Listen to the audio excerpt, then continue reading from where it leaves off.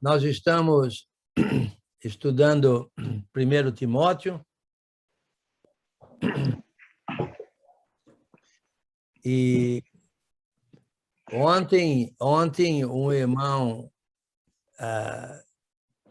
fez uma pergunta muito interessante, a meu modo de ver, muito sábia, e não vou falar muito não, senão ele vai empinar muito o nariz, viu? Então, não vou falar muito sobre a importância da pergunta, mas a diferença entre serviço de Deus na fé e dom. A minha pergunta é... Não vou falar de quem que é, não, porque se eu falar quem fez, vai ficar muito empinado, viu? Foi a minha pergunta? Eu não lembro, rapaz. Eu não sabia que eu era tão sábio assim, Enio. Obrigado, tá? Não te gaba não, Wagner, por favor. Ok. Porque, na verdade, o problema aqui de 1 Timóteo, Paulo tinha deixado, nós falamos bastante, 1h30 sobre isso ontem, né? Paulo deixou, hoje é a segunda aula de Timóteo, 1 Timóteo. Paulo deixou Timóteo lá em Éfeso, né? Paulo a caminho da Macedônia. No versículo 3 do capítulo 1, para demonstrares a certas pessoas, a fim de que não ensinem outra doutrina, nem se ocupem com fábulas e genealogias sem fim, que antes promovem discussões do que o serviço de Deus na fé. Ora, o intuito da presente demonstração visa o amor que procede de coração puro, de consciência boa e de fé sem hipocrisia. Ou seja, a verdadeira doutrina é aquela que promove o serviço de Deus na fé, que é o amor que procede de coração puro, boa consciência e fé sem hipocrisia, ok? Essa é a doutrina verdadeira, E tinha os irmãos ali ensinando uma outra doutrina, a doutrina que eu chamo a doutrina do blá, blá, blá. A doutrina da discussão, a doutrina uma doutrina que não levava ao serviço de Deus na fé. Precisamos tomar muito cuidado, certo? Com isso. Por exemplo, nós estamos estudando, mas precisamos entender bem, certo? Que nós estamos estudando para estarmos mais a serviço de Deus na fé, ok? Porque o serviço de Deus na fé é o amor que procede de coração puro, boa consciência, fé sem hipocrisia, mas a fé é fundamentada no conhecimento. Então, é preciso haver conhecimento para que você tenha fé e tenha uma fé sem hipocrisia, assim como um coração puro, uma boa consciência, que aí você possa amar. Bem, foi feita uma pergunta para mim, que já foi feita essa pergunta, qual a diferença entre dom e talento? Eu já falei bastante sobre isso ontem, vou dar uma ilustração. Uma ilustração. Senão eu poderia ficar falando isso aqui, de fato, toda hora e meia. Mas vou dar uma ilustração. Olha, todos nós aqui, todos os homens aqui, provavelmente, jogam bola ou já jogaram bola. Provavelmente todos. Eu sei que meu pai nunca jogou futebol. Então, tem irmãos que nunca jogaram, certo? Mas vamos dizer assim, a maioria, né, a maioria de homens, a grande maioria, uma hora ou outra jogou bola. Agora, você já notou que tem gente que tem o talento. O talento. Jogar bola todo mundo joga, né? Todo mundo joga. Até o Wagner joga. Mas talento é outra coisa, entendeu? Não é todo mundo que tem o talento. Não é todo mundo que tem o talento. Mas todo mundo joga. Todo mundo joga. Entendeu? Agora, você sabe quem tem talento. Por exemplo, até mesmo entre os profissionais, você sabe que todos eles jogam, mas não é todo mundo que é um Messi, não é todo mundo que é um Pelé, não é todo mundo que é um Maradona, não é todo mundo que é uma... Boa noite, irmão. Quem? Boa noite. Boa Boa noite. noite. Não é todo mundo que Oi? se sobressai, né? Como esses aí que eu mencionei, certo? E outros que eles têm, de fato, o talento, vamos dizer assim, o talento. Uma vez, deixa eu contar uma história aqui para você. Eu era pregador aqui nos Estados Unidos uma vez, e tinha um irmão que era membro aqui, ele saiu, mudaram, e aí mudaram até para a Califórnia, e depois eles tiveram umas férias, vieram passear, passaram aqui, e era um final de semana. E quando eu estava aqui, todo final de semana, eu jogava bola às 9 horas no sábado, chuva, sem chuva, sol com sol, gelo sem gelo, neve com neve. Já tivemos que tirar a neve do campo com carro para poder jogar bola e assim por diante. Bem, esse sábado eu convidei o irmão. Falei, ô, irmão, eu sei que você gosta de esporte, eu vou jogar futebol hoje, quer ir com a gente? Vamos. Fomos lá, certo? E o irmão jogou bem, certo? Muita noção, jogou muito bem. Aí, no final, vieram perguntar para mim, oh, quem que é o rapaz aí, joga bem, coisa e tal. Eu perguntei para o irmão, onde é que você aprendeu a jogar futebol? Ele falou, essa foi a primeira vez que eu joguei. Primeira vez. Nunca joguei futebol antes. Meu amigo, olha, isso aí é talento. Agora, todo mundo ali jogou bola, mas não é todo mundo que é talentoso. Isso quer dizer que só quem tem talento vai jogar futebol? Não, todo mundo joga. Como eu falei, aí nos nossos encontros de instruir aí, a gente deixa irmão jogar aí que, né, não tem o talento, mas joga, chuta, né, e assim por diante. Então, agora, todos jogam, inclusive os que têm... Agora, quem tem talento vai jogar muito mais, vai ser muito mais intenso, vai jogar muito mais tempo, vai ser profissional e assim por diante, e os outros não. Mas não quer dizer que os outros não jogam bola. Entendeu? A mesma coisa com o talento.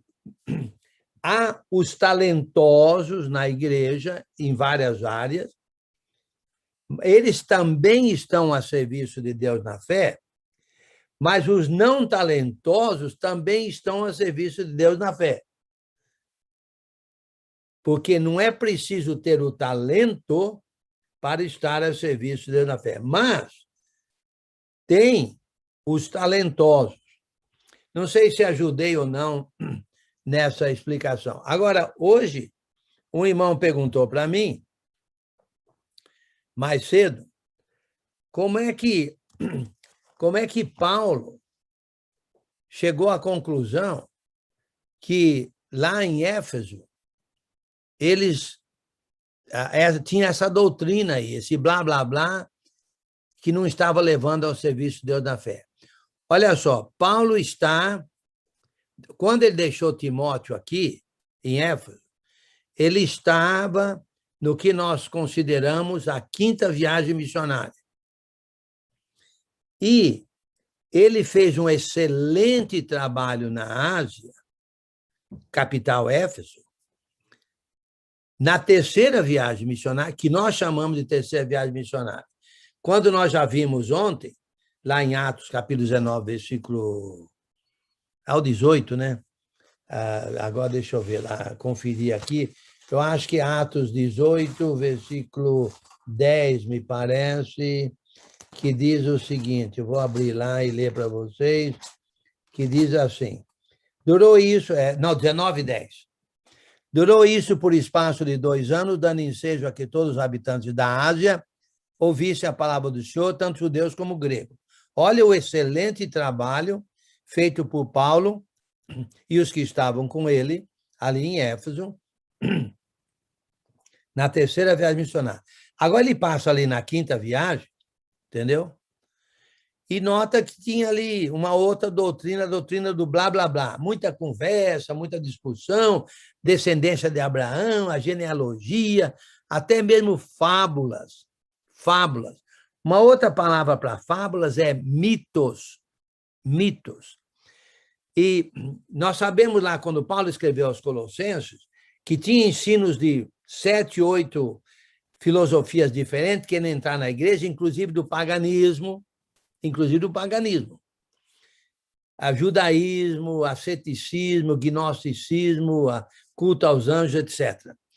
Então, mas aqui, então tinha esses ensinos que não eram de Cristo, tinham entrado ali através, eu vou falar mais sobre isso daqui a pouco. Agora, Paulo identificou isso. Agora, olha só, como é que ele identificou isso, certo? Lá em Apocalipse, certo? Em Apocalipse, capítulo 2, Apocalipse 2, versículos de 1 a 7, nós vemos a igreja de Éfeso sendo julgada por Jesus. Por Jesus. Isso foi aproximadamente uns 30 anos depois de Paulo. E Paulo estabeleceu a igreja aproximadamente uns 30 anos depois de Jesus. Vamos dizer assim. Depois de Jesus ter iniciado a igreja, né? Atos, lá no início da igreja. Mas olha só, ao anjo da igreja em Éfeso, escreve: essas coisas diz aquele que conserva na mão direita as 7 estrelas e que anda no meio dos 7 candeeiros de ouro. Conheço as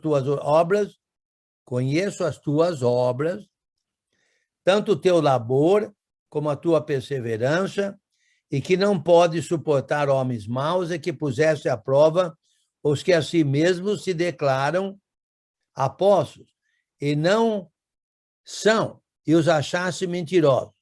E tens perseverança, e suportaste provas por causa do meu nome, e não te deixaste esmorecer. Olha que igreja fiel. Éfeso, ok? Paulo trabalhou lá 2 anos, aproximadamente 30 anos antes. Ok? Muito bem. Essa igreja vai para o céu. Vamos dizer assim. Olha o versículo 4. Tenho, porém, contra ti que abandonaste o teu primeiro amor. É Éfeso. É onde Paulo deixou Timóteo. É onde Timóteo está. Eles abandonaram o primeiro amor. Lembra o primeiro amor? O evangelho se propagou por toda a Ásia. Certo? E olha só.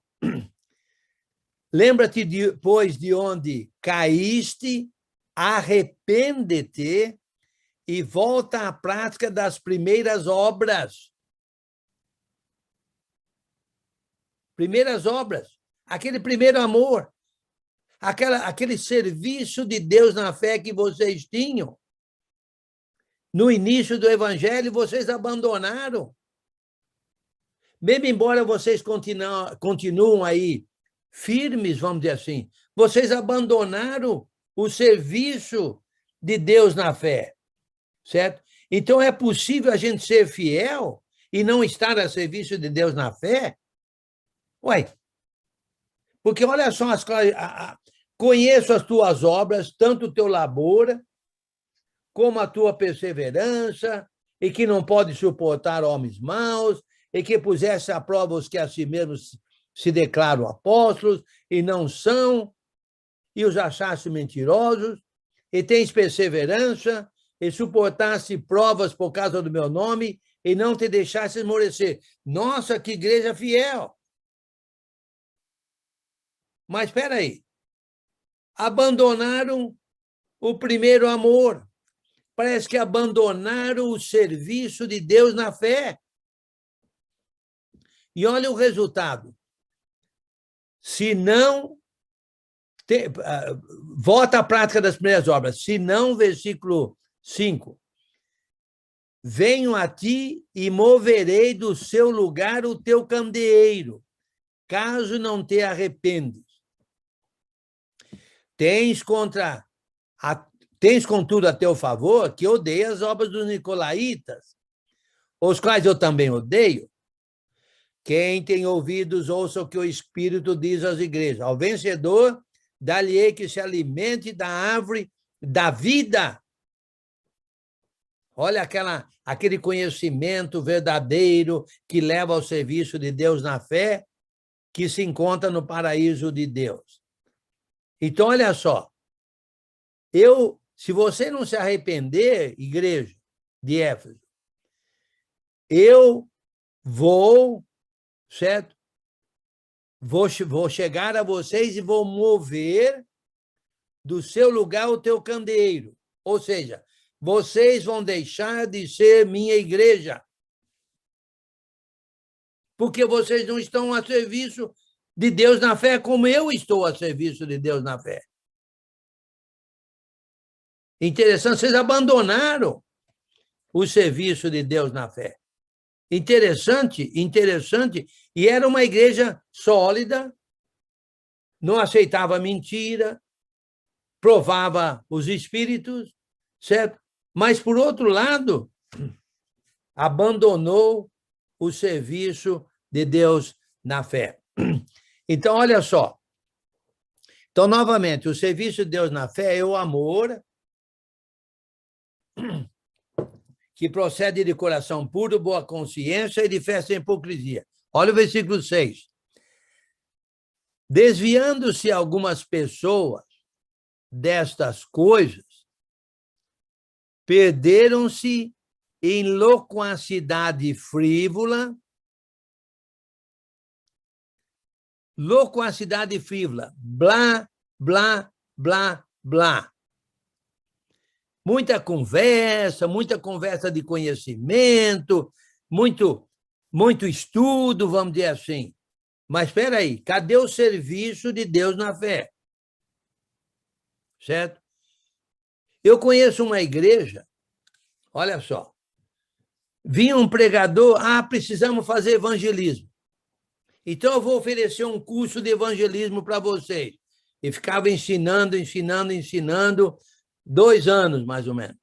Aí ele ia embora, porque geralmente ele não recarregava a bateria dele, acabou a bateria, aí ele acabava indo embora. Sem fazer o evangelismo. Aí chegava outro. Vocês não estão fazendo evangelismo. Vou dar um curso para vocês sobre evangelismo. Blá, blá, blá, blá, blá, blá, 2 anos. Aí nada de evangelismo. Aí ele foi mandar ir embora, porque acabou a gasolina dele. Aí, quando eu cheguei lá uma vez, os irmãos falaram assim, nós estamos estudando aqui evangelismo há tempo, mas não fazemos evangelismo. Então, na verdade, olha só, desviando-se algumas pessoas destas coisas, perderam-se em loquacidade frívola, blá, blá, blá, blá, blá, pretendendo passar por mestres da lei, não compreendendo, todavia, nem o que dizem, nem os assuntos sobre os quais fazem ousadas asseverações. Muita conversa,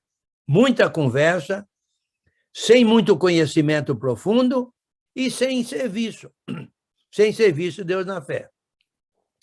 Você pode ficar estudando o resto da sua vida e não estar a serviço de Deus na fé. Olha só, irmãos, preste bem atenção. Nós aprendemos mais para servir mais a Deus, ok? Eu vou dar uma passagem para apoiar isso e vou continuar ali a direção ali que está. Em 1 Coríntios, capítulo 8. Capítulo 8. Versículos 1 a 3. No que se refere às coisas sacrificadas a ídolos, 1 Coríntios 8. No que se refere às coisas sacrificadas a ídolos, reconhecemos que todos somos senhores do saber. Eu sei que ídolo não é nada, eu sei que ídolo tem olhos, mas não enxergam, tem ouvidos, mas não ouvem, tem boca, mas não falam, eles não existem, eles são só estátuas, mas não têm vida, tá. Ok, muito bem. Ok. O saber ensoberbece. Opa! O saber ensoberbece? Então, quanto mais eu sei, mais metido eu fico? Mais ensoberbecido eu fico? Quanto mais eu aprendo, mais arrogante eu fico? Exatamente é isso que está dizendo. Mas olha só, o versículo ainda, 1. O saber ensoberbece, mas o amor edifica. Qual a diferença? Olha só no versículo seguinte. Se alguém julga saber alguma coisa, com efeito, não aprendeu ainda como convém saber. Se você acha que você sabe, você não sabe. Quando é que você sabe que você sabe? Olha o versículo seguinte. Mas se alguém ama a Deus, esse é conhecido por ele. Quando é que eu sei que eu sei? Quando eu pego o que eu acho que eu sei, o que eu aprendi, e coloco em ação, a serviço de Deus na fé. Então, aí eu sei de fato. Enquanto está somente na minha cabeça, e eu não estou a serviço de Deus na fé, eu não aprendi ainda como convém saber. Eu aprendi, mas aprendi errado. Por quê? Porque a gente aprende para amar. Então, qual é o serviço de Deus na fé? Qual é a doutrina verdadeira? É o amor que procede de coração puro, boa consciência e fé sem hipocrisia. E como eu falei, a fé subentende a presença do conhecimento. Você não pode amar sem conhecimento. Você não pode ter fé sem conhecimento. Mas se você tem conhecimento, isso não implica necessariamente em você ter fé e não implica necessariamente em você amar. Aquele que realmente conhece é aquele que sabe, tem fé e está a serviço de Deus na fé, naquela fé. Olha só, olha a situação da igreja em Éfeso. Olha a situação da igreja em Éfeso quando Paulo estabeleceu. Olha a situação da igreja em Éfeso agora, aproximadamente, eu diria que desde quando Paulo saiu de Éfeso, eu chutaria uns 8 a 10 anos. Quando ele voltou aí, passou por Éfeso, a caminho da Macedônia. Por quê? Quando ele saiu de Éfeso, ele passou pela Macedônia e pela Caia, fazendo recolhimento da oferta aos irmãos pobres da Judéia, foi para Jerusalém, entregou lá as ofertas, teve problemas lá, foi preso, iam matar ele, né? Os judeus iam matar, ele apelou para César, acabou sendo levado para Cesareia, onde ficou 2 anos preso, pelo menos 2 anos. De Cesareia foi levado preso para Roma, onde ficou 2 anos preso. Saiu de Roma, passou por Creta, passou por Colossos e chegou a Éfeso. Eu diria que dá aí de uns 8 anos, mais ou menos. Então, durante 8 anos, entraram pessoas ali com uma outra doutrina, a doutrina do blá, blá, blá, e Jesus, 30 anos depois, lá em Apocalipse, está julgando a igreja, que é uma igreja conhecedora, uma igreja dedicada, mas sem serviço de Deus na fé. Uma igreja que abandonou o primeiro amor, abandonou as primeiras obras, abandonou as obras que fazia. Então, precisamos tomar muito cuidado com igrejas que são cheias de coisa e tal, mas cadê o serviço? É preciso que haja o serviço de cada um. Porque, na verdade, a igreja é um corpo composto, é um só corpo, mas somos membros individuais desse corpo, de acordo com 1 Coríntios, capítulo 12, ok? Nós conhecemos essa passagem lá. Então, na verdade, cada um precisa estar a serviço de Deus na fé. A serviço de Deus na fé. Cada um. Agora, de onde veio essa doutrina aqui em Éfeso? A doutrina do blá, blá, blá. De onde veio? Novamente, olha só 6. Desviando algumas pessoas dessas coisas, ou seja, do amor que procede de coração puro, boa consciência, fé, sem hipocrisia, que é o serviço de Deus na fé, perderam-se em loquacidade frívola, querendo mostrar serviço, vamos dizer assim, através de discussões, e somos descendentes de Abraão, etc., etc., pretendendo passar por mestres da lei de Moisés, não compreendendo, todavia, nem o que diz e nem os assuntos sobre os quais faz ousadas asseverações. Nesse caso específico aqui, esses irmãos, esses judaizantes, estavam querendo vamos dizer assim, introduzir a lei de Moisés lá em Éfeso. Esse problema a gente nota aos Gálatas, ok? Está bem evidente lá aos Gálatas. E também é um problema que estava acontecendo lá em Colossos, a carta aos Colossenses. Agora, eles queriam forçar a lei de Moisés aos novos convertidos, que eram gentios, na verdade, né? Ok. Agora, insistindo na lei de Moisés, que a lei de Moisés foi dada... Agora eu estou achando o que é que eles falariam, ok? Não, a lei de Moisés foi dada por Deus ao povo escolhido dele lá no Monte Sinai, falou diretamente a Moisés, e esse povo escolhido é o povo descendente de Abraão, que Deus chamou lá da terra dos caldeus, e é o fundador desse povo, vocês precisam também seguir essa lei para ser povo escolhido de Deus, etc., etc., etc. O mesmo problema de Gálatas. O mesmo problema de Gálatas. Só que eles estavam absolutamente errados. Absolutamente errados. Ok? Qual era o erro deles? O erro deles é que a lei de Moisés não se aplica a cristãos. Esse era o erro deles. Olha no versículo 8.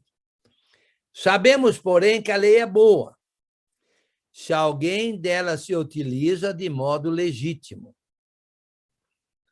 tendo em vista que não se promulga lei para quem é justo, mas para transgressores e rebeldes, irreverentes e pecadores, ímpios e profanos, parricidas e matricidas, homicidas, impuros, sodomitas, raptores de homens, mentirosos, perjuros e para tudo quanto se opõe à sã doutrina, segundo o evangelho da glória do Deus bendito, do qual fui encarregado. Espera aí. A lei de Moisés se aplica a esses pecadores que se opõem à sã doutrina que Paulo pregava. Então, na sã doutrina que Paulo pregava, não existem esses pecadores. Esses pecadores estão fora do evangelho. Então, não se aplica a cristãos.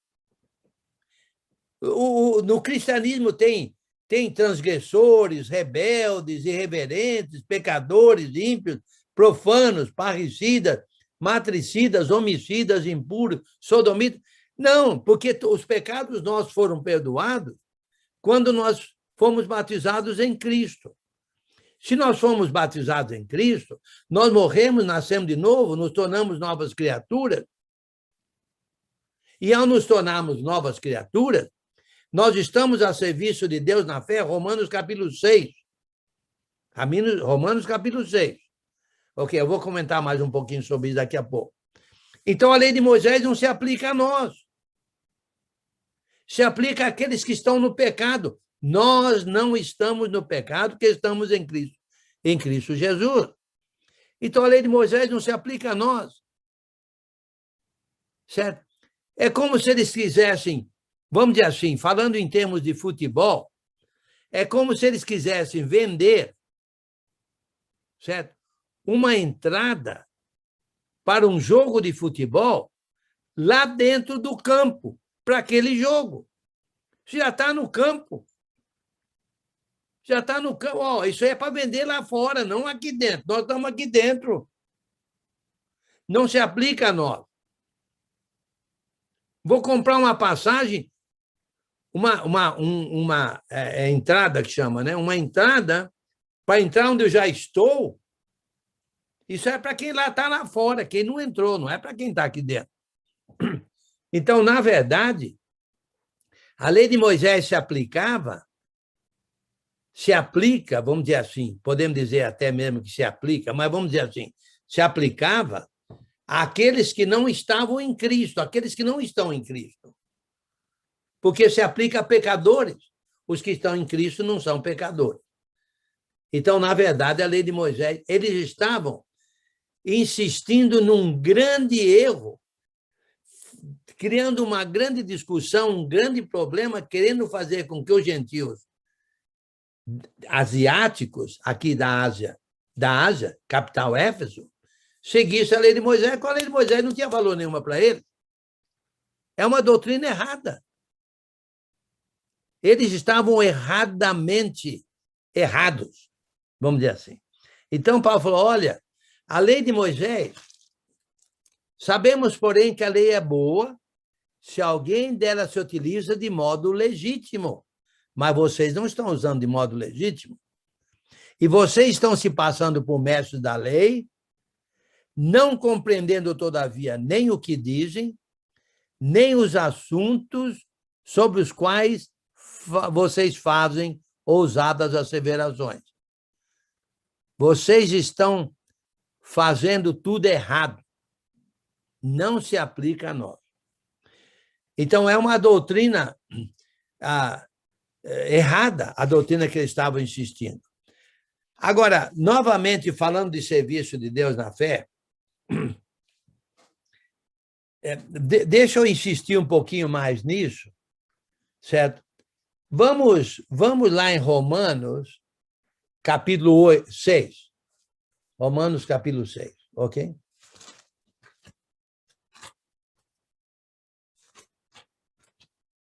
Romanos 6.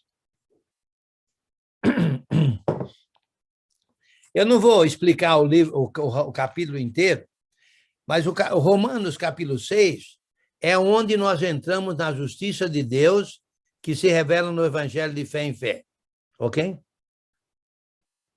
Agora, olha só, como é que se entra na justiça de Deus, ou como é que se entra no Evangelho no qual a justiça de Deus se revela de fé em fé? Olha, o ponto no capítulo 6 de Romanos é Jesus Cristo, ok? É Jesus Cristo. Olha só. Jesus Cristo morreu, certo? Deixa eu ler, vai. Nós estamos gastando bastante tempo na introdução aqui do livro, mas nós não temos pressa. Olha o versículo 1. Que diremos, pois? Permaneceremos no pecado para que seja a graça mais abundante? De modo nenhum.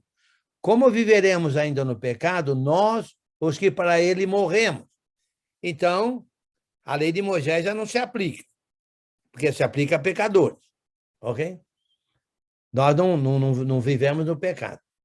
Ou porventura ignorais que todos nós que fomos batizados em Cristo Jesus fomos batizados na sua morte? Porque, olha só, Cristo morreu, nós fomos batizados na morte dele. Consequentemente, os pecados morreram. Porque quando você morre, se você tem a dor de cabeça, morre. Se você tem o COVID morre com você, porque tudo que você tem, se você tem pecado, morre. Ok. Nós que fomos batizados, versículo 3, ou porventura nós, que todos nós que fomos batizados em Cristo Jesus, fomos batizados na sua morte, fomos, pois, sepultados com ele na morte pelo batismo. Então, Cristo foi sepultado. Nós também fomos sepultados com ele no batismo. Muito bem. Para que, como Cristo foi ressuscitado dentre os mortos, pela glória do Pai, assim andemos nós em novidade de vida. Nós, assim como Jesus ressuscitou da morte, nós ressuscitamos porque fomos batizados também na ressurreição dele. Então, nós temos agora uma novidade de vida. É uma vida longe da escravidão do pecado. Longe do pecado. Muito bem. Versículo 5. Porque se formos unidos com ele na semelhança da sua morte, certamente o seremos também na semelhança da sua ressurreição. Então, nós somos batizados na morte, que quer dizer assim, morte, sepultamento, certo? E ressurreição, para uma nova vida. Nós fomos batizados nessas 4 coisas. 4 coisas, ok? 4 coisas. Não são 3, não. Eu sei que geralmente a gente pensa que são 3 coisas, mas não são, não. São 4 coisas, o batismo. O batismo é morte de Cristo, sepultamento de Cristo, ressurreição de Cristo e uma vida semelhante à vida que Cristo vive. 4 pontos. Olha só. Porque se formos unidos, versículo 5, com ele na semelhança da sua morte, certamente o seremos também na semelhança da sua ressurreição. Não é só que fomos ressuscitados, agora nós estamos na semelhança da vida ressuscitada dele.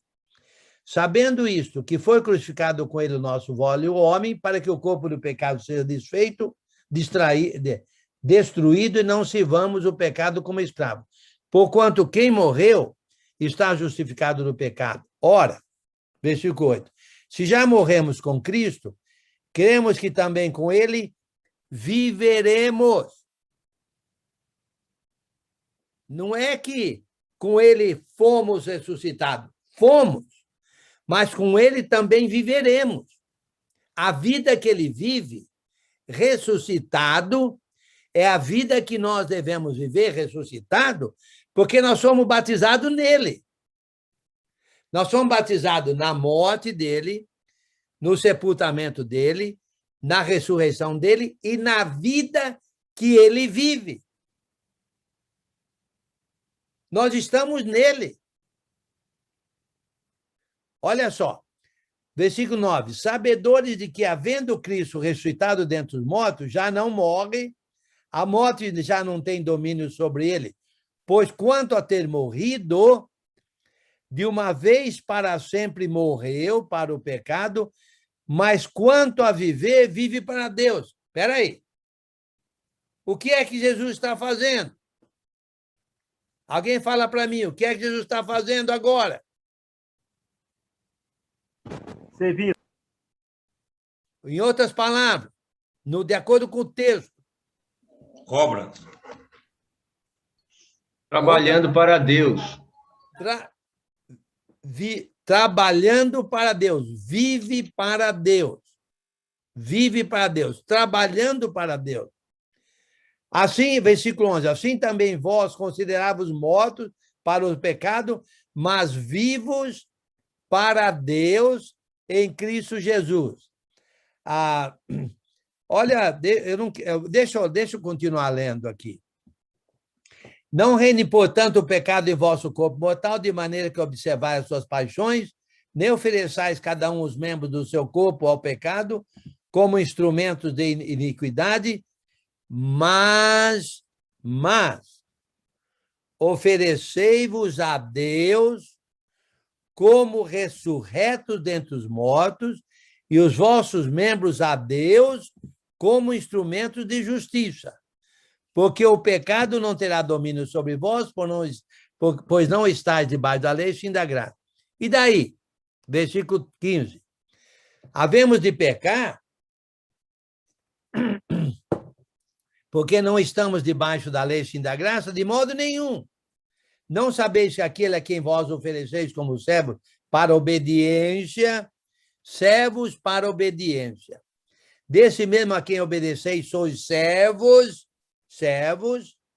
seja do pecado para a morte ou da obediência para a justiça, somos servos da obediência para a justiça. Servos, serviço de Deus. Versículo 17, mas graças a Deus, porque outrora escravos do pecado, contudo viesse obedecer de coração à forma de doutrina a que fossem entregues. E uma vez libertados do pecado, fossem feitos servos da justiça. Servos da justiça. Serviço de Deus na fé. Falo como homem por causa da fraqueza da vossa carne. Assim como oferecesse os vossos membros para a escravidão da impureza e da maldade para a maldade, assim oferecei agora os vossos membros para servirem serviço de Deus na fé, a justiça para a santificação. Porque quando eres escravos do pecado, estavas isento em relação à justiça. Não podiam. Você era escravo do pecado, não podia ser servo de Deus. É óbvio isso.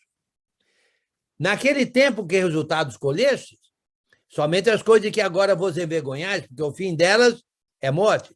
Agora, porém, libertados do pecado, transformados em servos de Deus, serviço de Deus na fé.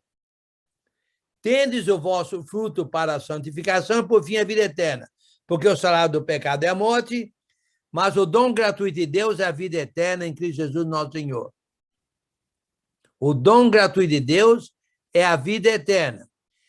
Como é que a gente tem esse dom gratuito? Como é que a gente garante essa vida eterna em Cristo Jesus, nosso Senhor? Como? Alguém? Sendo servos obedientes.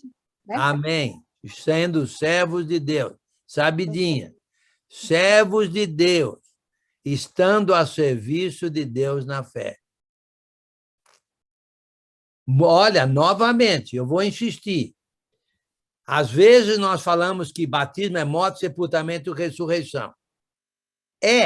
Mas e a vida de serviço a Deus? E a semelhança da ressurreição de Cristo? Cristo não está a serviço de Deus na fé? O que ele está fazendo lá no céu? Nada. Ele está a serviço de Deus na fé em nosso benefício. Ele está perdoando os nossos advogados. Por uma coisa, ele é advogado lá no céu, nosso advogado. Tá? João diz isso lá em 1 João. E ele está lá, né, sendo o rei do reino dele aqui na terra, trabalhando na salvação de pecados, e o Espírito Santo de Deus sendo enviado por causa dele, etc, etc. Ele está a serviço de Deus na fé. Nós fomos batizados nele, não só na morte dele, mas no sepultamento dele, na ressurreição dele e no serviço de Deus na fé, porque estamos nele. Estamos nele. Se estamos nele, nós também devemos estar a serviço de Deus na fé, porque ele está a serviço de Deus na fé. Faz sentido, não? Isso como introdução, da explicação do contexto de 1 Timóteo. Ok? Muito bem. Tem uma pergunta, né? Capítulo 12, versículo 12, digo. Tem dois irmãozinhos ali. Azemar e Marcelo. Ajuda aí, meu Fábio. Oi. Você, como jogador de futebol, você não tem o dom, não. Mas para dar aula, tá de parabéns, hein, meu irmão? Olha, eu concordo com você na primeira parte, viu? De fato, eu não tenho talento. Talento. Eu estou lento no futebol. Olha, eu jogo futebol há 67 anos e não aprendi a jogar ainda. Olha, não tenho talento. Mas você tem tempo para aprender ainda, fica tranquilo. Fica sossegado, tem tempo ainda. Você quer ensinar até os 95, então dá tempo de aprender ainda. Vamos mas nessa. não por aquele que não tem joelho bom, né? Não é comigo mais não. Não é comigo. Vai ser com o Marcelinho. O Marcelinho vai ensinar você. Ok, o Marcelinho pode ser. Zé Mar? Boa noite a todos. Boa noite. Como você falou, no caso da igreja de Éfeso, ela esqueceu o primeiro amor. Ela foi, o apóstolo Paulo teve todo aquele trabalho de colocar lá a sã doutrina e fizeram aquele blá, blá, blá todo, enfim. Depois de 30 anos, mais ou menos, Jesus Cristo estava, vou dizer assim, estava fazendo uma preliminar do julgamento da igreja de Éfeso, porque ele não estava julgando totalmente. Então, como ele é o nosso advogado lá no céu, e você acredita que a igreja de Éfeso ela foi perdoada? Mesmo porque logo no início ela teve um bom trabalho e tal, e depois ela, vamos dizer assim, pisou na bola. Então, você acha que a igreja de Éfeso ela foi perdoada? Olha, eu não sei responder isso, mas eu te digo uma coisa. Jesus perdoa os nossos pecados, é nosso advogado, mas nós temos que nos arrepender. Quando a gente se arrepende, ele advoga em nosso favor. Tem que haver arrependimento. Não sei se houve arrependimento. Eu diria que, eventualmente, não houve. Sabe por que eu digo isso? Porque você vê lá que o castigo que seria dado, vamos dizer assim, o resultado seria que Jesus moveria do seu lugar o teu candeeiro, caso não te arrependa. O que eram os 7 candeeiros? Lembra? As 7 igrejas, né? As 7 igrejas. Então, a igreja de Éfeso seria um candeeiro. Vai lá em Éfeso ver se tem igreja lá. Não tem. Não tem igreja em Éfeso. Meu amigo, ela acabou deixando de ser a igreja de Jesus Cristo. Ela sumiu. Entendeu?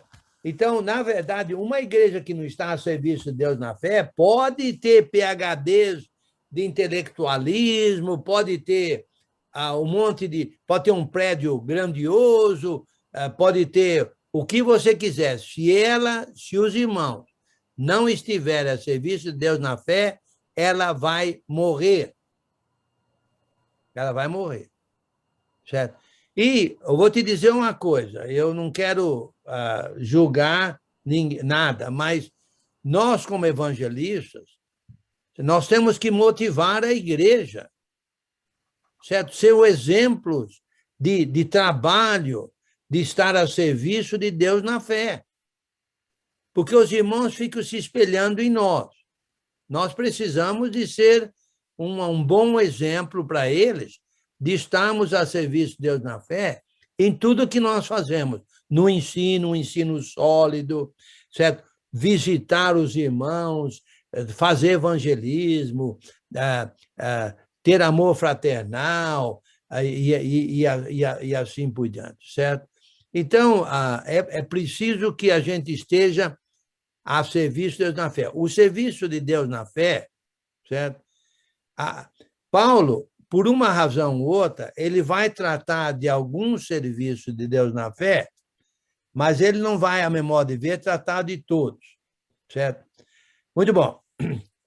Eu diria, irmão Azemar, que, eventualmente, a igreja de Éfeso deixou de existir, que era o resultado que aconteceria.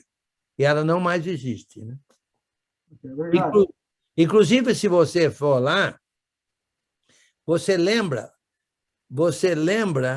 inclusive, que João escreveu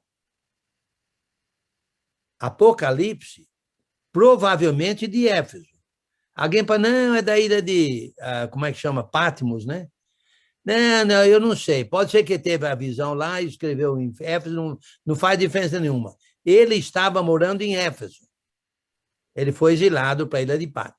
E lá de Éfeso ele fez todo aquele evangelismo lá que a gente nota, né? Até parece que em 1 João, 2 João, 2 João, 3 João, né? A gente nota isso. Ok. Agora, eventualmente, a igreja lá deixou de fazer essas obras e acabou morrendo. Agora, se for em Éfeso, um dos pontos turísticos lá da cidade são 2 túmulos, um encostado no outro, um ao lado do outro. Quem é que está enterrado num dos túmulos? De acordo com eles. Nasceu João. João. E no outro túmulo? Paulo? Não. Maria. Maria, mãe de Jesus. Lembra na cruz, Jesus falou para João cuidar de Maria, que Maria seria a mãe dele e ele seria filho. Lembra?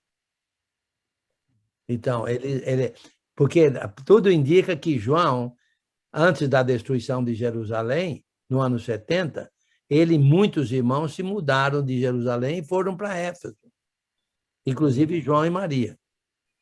E João foi exilado para a ilha de Patmos, que fica ali ao sudoeste, eu creio que é ao sudoeste de Éfeso, eu creio que é ao sudoeste. Fica no mar Mediterrâneo, né? Ao sudoeste, talvez. Eu creio que, pelo que eu estou lembrando, é sudoeste. Então, mas ele morreu, todo mundo concorda que João morreu em Éfeso, e Maria também, ok? Então, foi um local, olha, a meu modo de ver, o local mais forte, depois da destruição de Jerusalém, o lugar mais forte de propagação do evangelho foi Éfeso. Foi Éfeso. Entendeu? Antioquia da Síria também foi, mas indo para o oeste, foi Éfeso, capital da Ásia.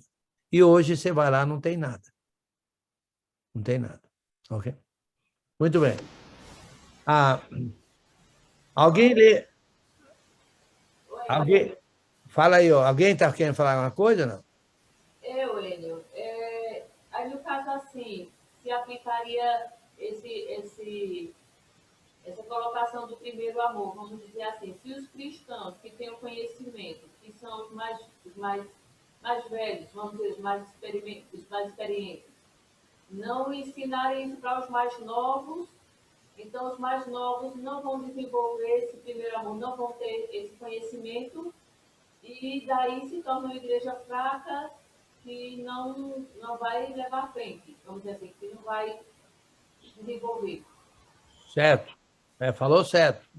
Exatamente. Nota 10. Nota 10.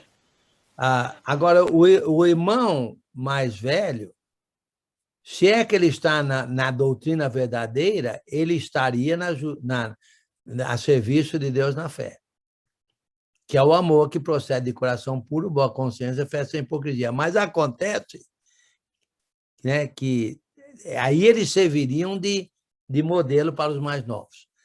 Fala aí, Marcelo.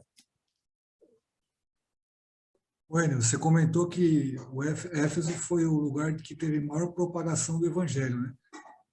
Eu diria que se tornou o centro forte de propagação do evangelho depois de Jerusalém. Então, a gente consegue entender que, mesmo assim, um lugar tão forte, ele se acaba se não vigiar, se não perseverar e se não continuar na verdade, né? Isso Não grande continuar no serviço de Deus na fé. É um grande ensinamento para nós. Não adianta você ser uma igreja forte no começo, né? Você explode e não continuar no serviço de Deus na fé, você vai morrer, né? Bom ponto. Olha, nós sabemos de igrejas que morreram, além de Éfeso. Atualmente, eu sei de igrejas que morreram, e eu sei de igrejas que estão à beira da morte. Igrejas que tinham 100 membros estão aí com meia dúzia, 8, 10, 12, entendeu? Então, na verdade, é um problema. E como está dizendo, vamos enxergar isso do lado positivo. Ou seja, para que a igreja permaneça firme e forte e sólida, os membros devem estar a serviço de Deus na fé para preservar a igreja ali, senão ela morre. Para preservar a igreja. Não podemos terceirizar. A gente contrata um pregador para fazer o serviço? Não, não. Todos os membros devem estar a serviço de Deus na fé. E nós vamos falar mais sobre isso no decorrer do livro. Fala, Pedro. Enio, boa noite a todos, que ainda não dei, cumprimentei a todos, sou na paz de Cristo. Pode uma igreja, digo por dias atuais, pode uma igreja nascer, crescer e com o tempo ela morrer? Com certeza, eu sei de casos assim. Uhum. Sim, com certeza. Com certeza. Obrigado. Com certeza. Era isso que eu queria ouvir. Obrigado. Porque não está a serviço, os membros não estão a serviço de Deus na fé. Ok? Eles abandonam o serviço de Deus. E pode ser uma igreja, né, com outras conhecedora, coisa e tal, mas se não estiver a serviço de Deus na fé, que é a verdadeira doutrina. A doutrina verdadeira é sermos servos de Deus. Sermos servos de Deus em Jesus Cristo. Ok, obrigado. Ok. Wilson?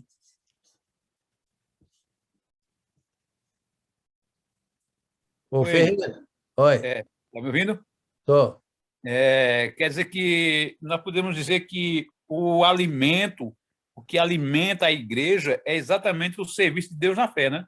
Sim, mas note bem, o serviço de Deus na fé é o amor que procede de coração puro, Isso. boa consciência e fé sem hipocrisia. Fé sem hipocrisia, exatamente. Lembra que a fé implica a presença do conhecimento. Você não pode ter fé no vento. A fé é fé em conhecimento. Tem que ter conhecimento. Exatamente. Mas você pode ter conhecimento e não ter fé. Não ter fé. E pode não ter o serviço de Deus na fé. E mesmo poder não ter conhecimento. Ok. Obrigado. Muito bem. Ok. Alguém lê para nós? Oi. Eu acho que a Ana tinha levantado a mão. Ok, eu não vi, não. Fala aí, Ana. Então, 1 Timóteo, quando a gente fala de igreja, a gente pensa em nós, né? Nós somos a igreja de Cristo. Sim. Mas Timóteo está falando exatamente da congregação, então. Não. Paulo está se referindo aos irmãos de Éfeso, que eles constituem a igreja.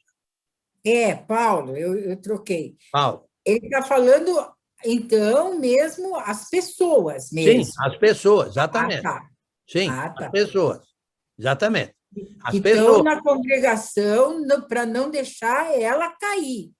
Sim, aí, olha, igreja, igreja, eu estou dando risada aqui que eu ia falar alguma coisa, não vou falar, não. Igreja, ela é um conjunto de pessoas. Sim. Então, quando a igreja não trabalha, é porque os membros não trabalham. Se a igreja é fria, é porque os membros são frios. Se a igreja é quente, é porque os membros são quentes. Então, tudo isso se encaixa em nós, os Sim. membros, né? Sim, exatamente. Tudo isso se encaixa nós, membros. Bom ponto. Tá. Bom ponto. Aham. Ok. Mais alguém? Alguém lê para nós aí do 12 ao 17, por favor. A minha voz está um pouquinho meia fraca aqui. Um pouco rouco.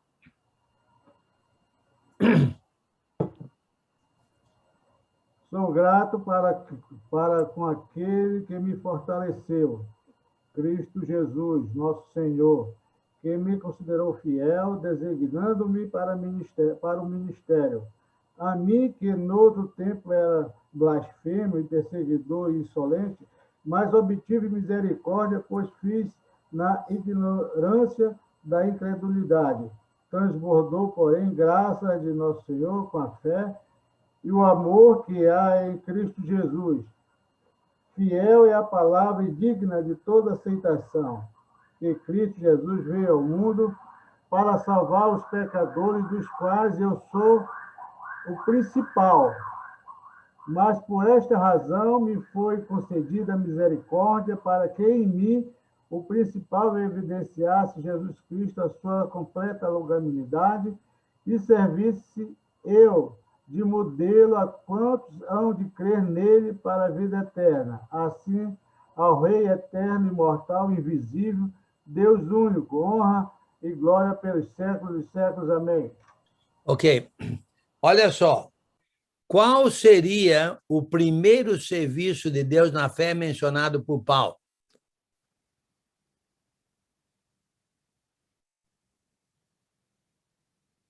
Fidelidade, fiel. Não. É, mas não é. Faz parte, mas não é. Evangelismo. Evangelismo. Nota 10. Evangelismo. Ele não era evangelista, Paulo? Ele, na verdade, ele era apóstolo, né? Ele é apóstolo. Mas ele está deixando bem claro que ele, mesmo embora ele tivesse sido um pecador, perseguidor da igreja, certo? Deus teve misericórdia dele e colocou ele a seu serviço, ao serviço de Deus na fé, que é o serviço de evangelismo, que é o serviço de propagação do evangelho. Diz lá no versículo 12, sou grato com aquele que me fortaleceu, Cristo Jesus, nosso Senhor, que me considerou fiel, designando-me para o ministério. Esse ministério aí é a propagação do evangelho, principalmente aos gentios. Nós sabemos toda a história de Paulo, né? Que ele era perseguidor, era judeu, PhD da lei de Moisés, e aí ele foi perseguir os irmãos lá em Damasco, aí Jesus apareceu para ele na estrada, e e ele foi para Damasco, acabou sendo batizado por um irmão, provavelmente por esse irmão chamado Ananias, certo? E depois ele acabou indo para as regiões da Arábia, de acordo com o livro de Gálatas, provavelmente foi lá que ele foi instruído por Jesus Cristo, durante um período de aproximadamente uns 3 anos, capacitando ele para pregar o evangelho não só aos gentios, mas também aos judeus, principalmente aos gentios. E ele, então, passou a estar a serviço de Deus na fé, propagando a salvação. Então, olha só, que o primeiro serviço de Deus na fé tem a ver com a salvação dos pecadores. Por isso que lá em Éfeso, o evangelho se propagou por toda a Ásia, quando Paulo esteve lá 2 anos. O principal serviço de Deus na fé, vamos dizer assim, o fundamental serviço de Deus na fé, para nós, é a salvação de pecadores. Se você não salva ninguém, quem é que vai estar a serviço de Deus na fé? É preciso salvar, é preciso de ter servos, mas para ter servos, você tem que ir em busca de servos, fazer servos de Deus. Então, então, olha só, uma atitude boa para o pregador é falar assim, nossa, eu tenho o dom de pregador, eu tenho o dom de evangelista, então eu vou trabalhar bastante na salvação de pessoas, porque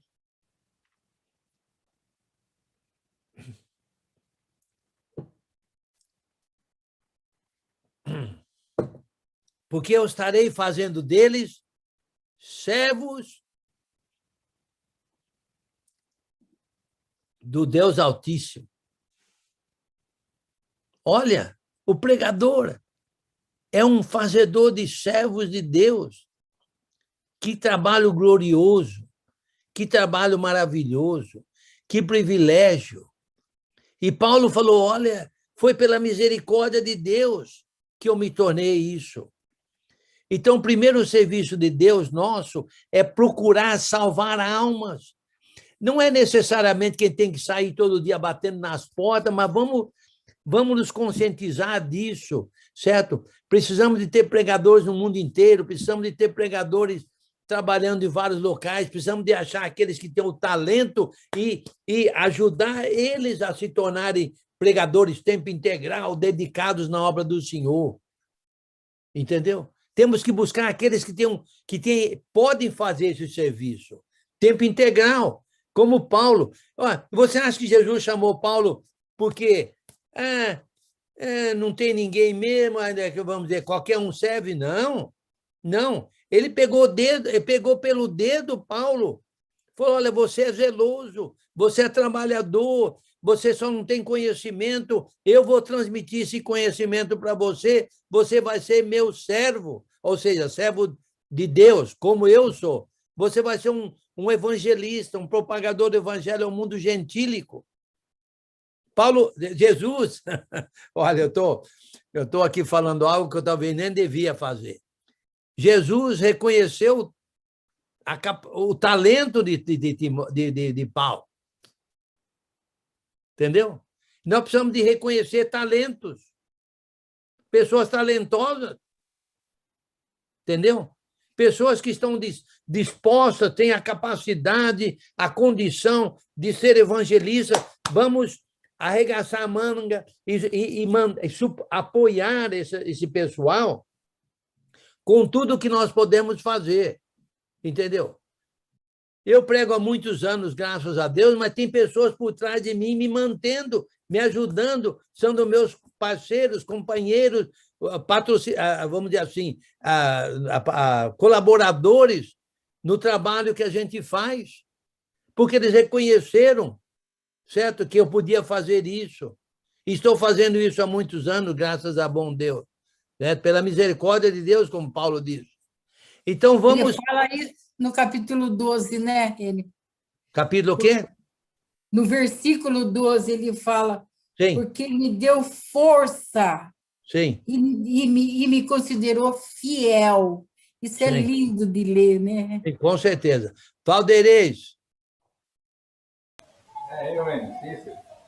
Bom, quando eu falo Cição, é a Cicinha.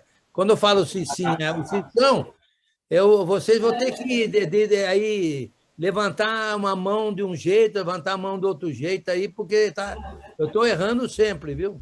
Fala aí, Cição. Está acertando de todo jeito. Já explicou até um bocado de coisa que eu até ia perguntar e falar, né? Na questão que você estava, às vezes você fala, a gente tem que passar o bastão, né? Para outro, fazer Timóteos, né? Mas para fazer Timóteos também, a gente precisa dar o exemplo no evangelismo, né? Sim, com certeza. Nós estamos ficando velhos, nós vamos passar. Então, para poder a igreja não sumir, nós precisamos evangelizar, porque nós estamos ficando velhos e nós vamos embora desse mundo aqui. Então, para a igreja continuar também, precisa de evangelizar, né? A gente não pode só amar a palavra evangelizar, mas a gente tem que fazer na prática. Se você não é evangelista, como é que você vai passar o bastão de evangelismo? Não passa. Não passa. Não passa. Pode pagar um salário para quem você quiser. Nós temos que... Olha só, o serviço de Deus na fé. Não é todo mundo que é Paulo. E não é esse o único serviço de Deus na fé. Mas o primeiro serviço mencionado por Paulo é exatamente o de evangelista, porque você vai fazer assim, servos de Deus. Se você não converter pessoas, você não vai ter servos de Deus. Então, é o primeiro, é como se fosse... Mas olha só a capacidade de Paulo, olha só o treinamento de Paulo, olha só o conhecimento de Paulo. Ok? Então, é preciso que nós tenhamos homens capacitados, homens que estão crescendo cada vez mais no conhecimento e sendo cada vez mais servos de Deus, para que ele possa passar o bastão como evangelista, certo? Senão, nós vamos passar bastão errado. Deu aí para o Valdir, o Cissão? É assim. Ok, acho que agora parece que tem o Marcelo aí, é isso? Ô, Enio, você está falando a respeito de um evangelista, né? Ele vai passar o bastão, certo? Então, só ele pode fazer isso, tá ok? Concordo com você. Mas existe aquele que está por trás, tem também aquele irmão que ele consegue enxergar o talento, tá entendendo? Não sei se você consegue me entender. Então, ele consegue enxergar que existe um evangelista, que tem aquele irmão que ele é bom, então ele ajuda esse irmão a se desenvolver, né, para que ele possa fazer esse trabalho, também dentro da congregação, né? Porque, assim, por exemplo, nenhuma congregação que não tem evangelista, mas tem um irmão que ele enxerga isso, né? A pessoa não é evangelista ainda, mas ele tem aquele talento, sabe? E aí a pessoa faz aquele apoio, vai ajudando, vai dando apoio para ele, vai direcionando, vai mostrando, e eu acredito que isso também pode acontecer, concorda ou discorda? Com certeza. Nós falamos de bastão, porque o Cissão mencionou bastão, entendeu? Você só pode passar um bastão se você tiver o bastão. Agora, por outro lado, como você está dizendo, o que você vai ver aqui, logo em seguida, é que Timóteo também era um evangelista. Foi um evangelista. Quem é que chamou Timóteo para trabalhar como missionário? Paulo. Mas você vai verificar que Timóteo era reconhecido lá pelos irmãos, como você está dizendo. Certo? É preciso... Muitas vezes a gente pensa que a gente manda um irmão, assim, qualquer um irmão, para fazer 2 anos de estudo, ele vira evangelista, não é bem assim, não. Eu já falei várias vezes que eu sou completamente a favor de um jovem, quando ele sai do colegial, antes de entrar na universidade, fazer 2 anos de estudo bíblico. Eu sou completamente a favor disso. Mesmo embora ele não venha a ser um evangelista, mas ele vai ter conhecimento, maturidade para entrar na universidade, etc. Não são 2 anos de estudo que fazem da pessoa um evangelista. A pessoa precisa ter o dom para ter 2 anos de preparo. Entendeu? Paulo, olha o dom, Paulo era zeloso. E Jesus chamou ele e fez 3 anos de preparo com ele.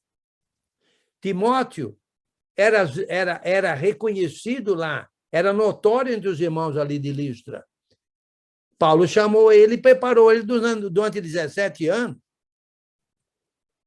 Então, o que você falou é absolutamente correto, tudo que você falou. Fala, Pedro. Enio, pegando esse recorte aí do Marcelo aí, eu achei muito interessante. É assim, digamos que uma pessoa, né, vê numa congregação que ela está caída, mas ele observa que tem lá um irmão que tem dom ou talento para seguir em frente e ele está lá morto. e esse irmão, então, chama ele e começa a mostrar para ele, dando uma oportunidade dele crescer, ou seja, dele se tornar um pregador e mais tarde, quem sabe, um evangelista. Isso é correto? Olha, eu não sei se eu concordo com o que você falou, porque se você diz que o irmão está morto, como é que ele tem o dom de evangelismo? Não, eu digo assim, ele está numa congregação que está morta, certo? Sim. Mas esse irmão chama ele porque ele está, digamos que essa congregação naufragou, né?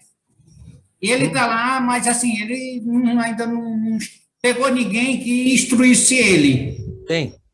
E então ele pega esse alguém e começa a instruir ele. Para que mais tarde ele venha crescer, amadurecer, se tornar um pregador, sei lá, um evangelista, uma coisa assim. Ok, deixa eu pegar a ilustração do futebol e vou explicar como eu entendo, usando o futebol que grande parte de vocês sabe. Você sabe como é que um talentoso aparece? Você sabe, por exemplo, que tem assim, começa a jogar futebol na rua, coisa e tal, né? O tal de arranca-toco, né? E assim por diante. E aí a pessoa começa a se despontar, né? Despontar, acho que a palavra certa é essa, né? Despontar. E daí a pouco não sei o quê, aí ele começa, aí alguém chama ele para jogar não sei aonde, ele começa a despontar, daí a pouco um timão faz uma peneira lá, e ele vai lá e ele passa na peneira, daí a pouco ele vira um talentoso jogador de futebol. Então, é preciso que a gente reconheça, de fato, certo? Irmãos que vão assim, despontando, vão aprendendo, e a gente vai dando oportunidade para ele de uma maneira ou outra, faz um estudo bíblico em casa, pede para ele ensinar, coisa e tal. Tem um preparo aí, um estudo intensivo em algum lugar, financiar para ele ir lá, para ele aprender mais, etc, etc. Ok? Então, é preciso que a gente realmente ajude aqueles que têm o talento a desabrochar, né? Para que realmente eles possam fazer um grande serviço de Deus na fé. Sim, concordo plenamente. Obrigado. Ok, vamos parar por aqui, porque se eu continuar explicando aqui, vai demorar, vamos passar do tempo, já chegamos do tempo, mas nós conhecemos muito bem a situação de Paulo. Ele era talentoso, certo? E Jesus reconheceu o talento dele e chamou ele. Por que Jesus não chamou outro? Entendeu? E Paulo chamou Timóteo. Nós vamos chegar em Timóteo lá no versículo 18. Porque também reconheceu o talento dele. Entendeu? É interessante isso. Eu lembro quando... Eu já mencionei isso. Eu lembro quando eu era... bem, deixa para lá. Não vou falar muito de mim, não, porque não é boa ideia ficar elogiando, não. Mas a gente... Oi. Todos nós não saímos do lamaçal? Sim. Então, que nem o caso do Nero. Quem era o Nero? Não era nada. E depois ele foi quem? O Nero, né? Que o Paulo foi, ligou, falou com Timóteo para poder recebê-lo, que ele era útil ia ser útil para Timóteo e para Paulo também, né? Quem é que você está falando? O Nero. Aonde está? Onésimo. Desculpa. Onésimo, desculpa. Onésimo, de fato, ele escreveu a Filemão. Sim, exatamente. Tem razão. Você vê, Paulo reconheceu, bom exemplo aí, mesmo embora não é Nero, é Onésimo. Você está certo. Paulo reconheceu nesse escravo um grande talento. O escravo... E quem era ele? Nada, era um ladrão, né? Ladrão e escravo fujão. Escravo fujão. E Paulo, ele desabrochou lá em Roma, e Paulo falou, peraí, esse aí, esse aí tem grande talento. Então, de fato, é preciso que a gente reconheça talentos. Muito bem, mais alguma pergunta final?